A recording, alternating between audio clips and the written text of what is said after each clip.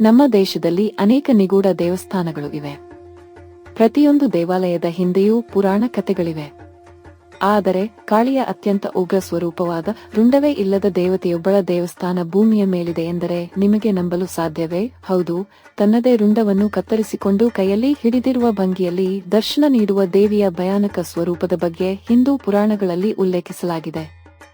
ಆ ದೇವಿಯ ಕುತ್ತಿಗೆಯ ಭಾಗದಿಂದ 3 ರಕ್ತದ ಧಾರೆಗಳು ಚಿಮ್ಮುತ್ತಿರುತ್ತವೆ. ಆ 3 ಧಾರೆಗಳಲ್ಲಿ ಸ್ವತಃ ದೇವಿಯ ಕತ್ತರಿಸಿದ ತಲೆಯು ಒಂದು ರಕ್ತದ ಧಾರೆಯನ್ನು ಕುಡಿದರೆ, ಇನ್ನುಳಿದ 2 ಧಾರೆಗಳನ್ನು ಆಕೆಯ ಜೊತೆಗಿರುವ ಜಯ ಮತ್ತು ವಿಜಯರು ಕುಡಿಯುತ್ತಾರೆ. ಕಾಮದೇವ ಹಾಗೂ ರತಿ ದೇವಿಯರ ಮೇಲೆ ಪಾದವನ್ನಿಟ್ಟು ನಿಂತಿರುವ ಇಷ್ಟು ಘೋರರೂಪ ಹೊಂದಿರುವ ದೇವಿಯ ಆಲಯವೊಂದು ನಮ್ಮಲ್ಲೇ ಇದೆ ಎನ್ನುವುದು ಬಹುಪಾಲು ಜನರಿಗೆ ತಿಳಿದಿಲ್ಲ. ಇಂತಹ ಅಪರೂಪದ ಹಾಗೂ ಉಗ್ರ ಸ್ವರದ ದೇವಿಗೆ ಸಮರ್ಪಿತವಾಗಿರುವ ಈ ಪುರಾತನ ಆಲಯದ ಹೆಸರೇ ಚಿನ್ನಮಸ್ತಿಕಾ ದೇವಿ ದೇವಸ್ಥಾನ. ಈ ಪ್ರಸಿದ್ಧ ಚಿನ್ನಮಸ್ತಿಕಾ ದೇವಾಲಯವು ಭಾರತದ ಜಾರ್ಖಂಡ್ ರಾಜ್ಯದ ರಾಮಗಢ ಜಿಲ್ಲೆಯ ರಾಜರಪ್ಪಾದಲ್ಲಿದೆ. ರಾಷ್ಟ್ರೀಯ ಹೆದ್ದಾರಿ 20 ಉದ್ದಕ್ಕೂ ರಾಮಗಢ ಕಂಟೋನ್ಮೆಂಟ್ನಿಂದ ಸುಮಾರು 28 ಕಿಲೋಮೀಟರ್ ದೂರದಲ್ಲಿರುವ ರಾಜರಪ್ಪದಲ್ಲಿ ಈ ಮಹಿಮಾನ್ವಿತವಾದ ಆಲಯ ನೆಲೆಸಿದೆ.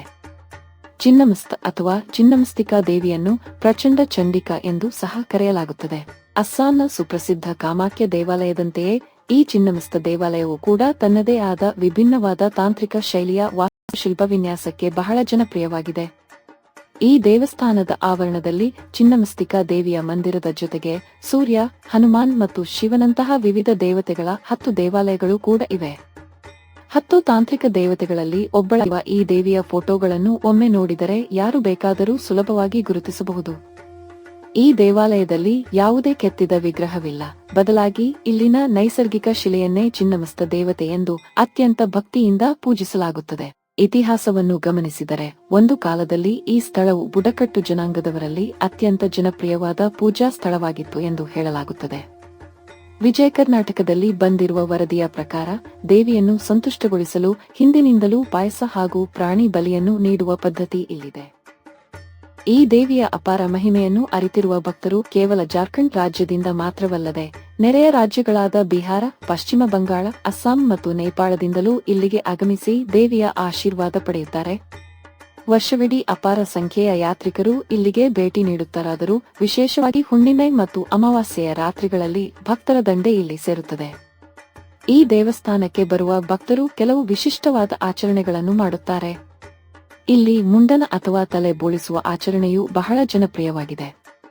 ಹೊಸ ವಾಹನಗಳನ್ನು ಖರೀದಿಸಿದಾಗ ಇಲ್ಲಿ ಮೊದಲ ಪೂಜೆ ಮಾಡಿಸುವುದರಿಂದ ಅದೃಷ್ಟ ಒಲಿಯುತ್ತದೆ ಎಂಬ ನಂಬಿಕೆ ಭಕ್ತರಲ್ಲಿದೆ. ಇದಲ್ಲದೆ ತಾಂತ್ರಿಕ ಸಾಧನೆಗಾಗಿ ಅನೇಕ ತಂತ್ರಿಗಳು ಈ ಸ್ಥಳಕ್ಕೆ ಹೆಚ್ಚಿನ ಸಂಖ್ಯೆಯಲ್ಲಿ ಭೇಟಿ ನೀಡುತ್ತಾರೆ. ಮಾ ಚಿನ್ನಮಸ್ತಿಕಾ ದೇವಿಯನ್ನು ಮನೋಕಾಮ್ನ ದೇವಿ ಎಂದು ಭಕ್ತಿಯಿಂದ ಕರೆಯುತ್ತಾರೆ. ಏಕೆಂದರೆ ಈ ದೇವಿಯು ತನ್ನನ್ನು ನಂಬಿ ಬಂದ ಭಕ್ತರ ಆಸೆಗಳನ್ನು ತಪ್ಪದೆ ಪೂರೈಸುತ್ತಾಳೆ ಎಂಬ ಬಲವಾದ ನಂಬಿಕೆಯಿದೆ. ಈ ಕಾರಣದಿಂದಲೇ ಭಕ್ತರು ತಮ್ಮ ಆಸೆಗಳನ್ನು ಈಡೇರಿಸಿಕೊಳ್ಳುವ ಸಲುವಾಗಿ ದೇವಾಲಯದ ಸಮೀಪದಲ್ಲಿರುವ ಬಂಡೆಯ ಸುತ್ತಲೂ ಕೆಂಪು ದಾರವನ್ನು ಕಟ್ಟುವ ವಿಶಿಷ್ಟ ಸಂಪ್ರದಾಯವನ್ನು ಪಾಲಿಸುತ್ತಾರೆ. ಚಿನ್ನಮಸ್ತಿಕಾ ದೇವಿ ದೇವಸ್ಥಾನದಲ್ಲಿ ನಡೆಯುವ ವಿಶೇಷ ಹಬ್ಬಗಳ ವಿಚಾರಕ್ಕೆ ಬಂದರೆ, ಪ್ರತಿ ವರ್ಷ ಜನವರಿ ತಿಂಗಳಲ್ಲಿ ಬರುವ ಮಕರ ಸಂಕ್ರಾಂತಿ ಹಬ್ಬದಂದು ಇಲ್ಲಿ ವಿಜೃಂಭಣೆಯಿಂದ ವಿಶೇಷ ಜಾತ್ರೆಯನ್ನು ನಡೆಸಲಾಗುತ್ತದೆ.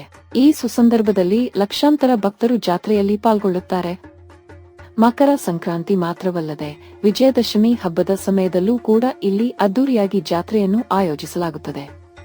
ಈ ಪುಣ್ಯದ ದಿನಗಳಲ್ಲಿ ಭಕ್ತರು ಪಕ್ಕದ ನದಿಯಲ್ಲಿ ಪವಿತ್ರ ಸ್ನಾನ ಮಾಡಿ ದೇವಿಯ ದರ್ಶನ ಪಡೆದು ಇಷ್ಟಾರ್ಥ ಸಿದ್ಧಿಗಾಗಿ ಪ್ರಾರ್ಥಿಸುತ್ತಾರೆ.